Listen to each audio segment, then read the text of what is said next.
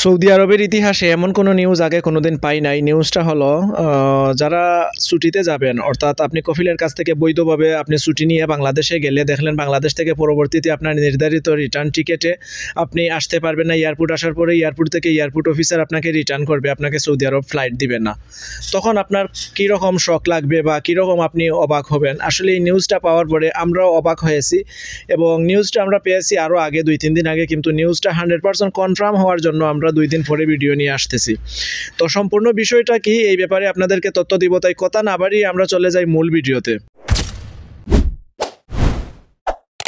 Subscribe to my channel. আসসালামু আলাইকুম সম্মানিত ভিউয়ার্স, সবাই কেমন আছেন? আশা করি ভালো আছেন। আমরা প্রতিনিয়ত সৌদি আরবের নতুন নতুন আপডেট সম্পর্কে আপনাদের সামনে ভিডিও নিয়ে আসি।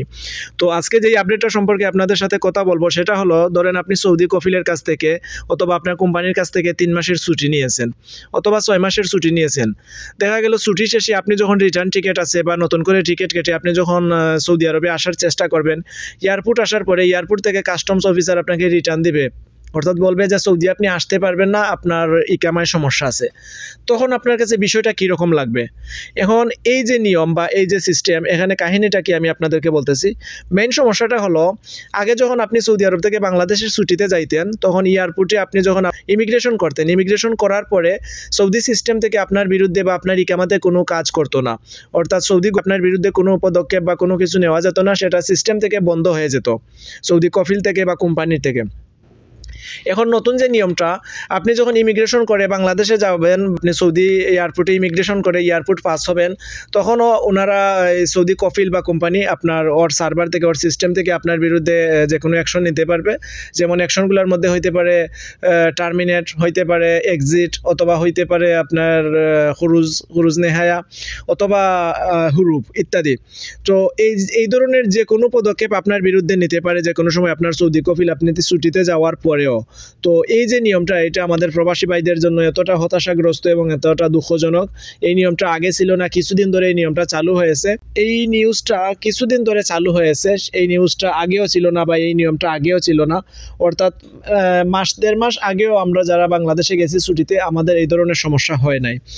তো এমতাবস্থায় আপনার করণীয় কি? এমতাবস্থায় আপনার করণীয় হলো, এখন থেকে আপনারা ছুটিতে গেলে আপনার যে আফসারের মোবাইল নাম্বার আছে, সেই মোবাইল নাম্বারটা আপনার ঘনিষ্ঠ রিলেটেড কোনো বন্ধু বান্ধব অথবা রুমমেটের কাছে আপনি একটা মোবাইল ফোন, বাটন ফোন রেখে যাবেন, যাতে ওই মোবাইলে কোনো মেসেজ আসলে সাথে সাথে আপনার বন্ধু আপনাকে ইনফর্ম করে।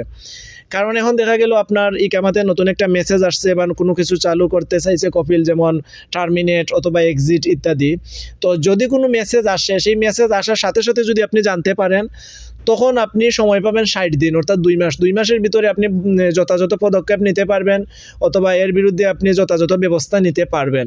এখন দেখা গেল আপনার যদি ওই মেসেজটা না পান, ওই নিউজটা আপনি না পান, আপনার সিম বন্ধ রেখে আপনি বাংলাদেশে যান, সেক্ষেত্রে কি হবে? আপনি নিউজটা না পাওয়ার কারণে 2 মাস পরে আর তার বিরুদ্ধে আপনি কিছু করতে পারবেন না, এর বিরুদ্ধে কোনো অ্যাকশন নিতে পারবেন না, যথাযথ পদক্ষেপ গ্রহণ করতে পারবেন না।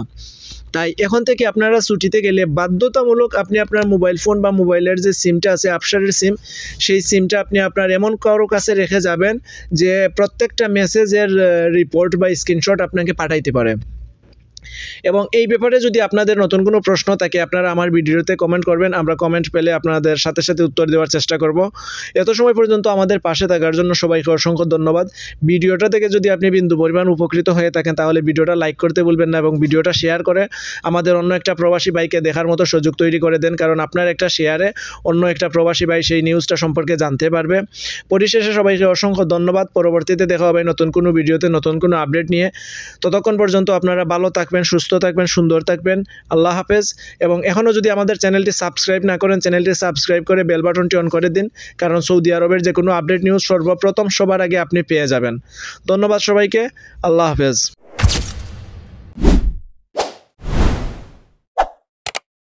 Subscribe to my channel.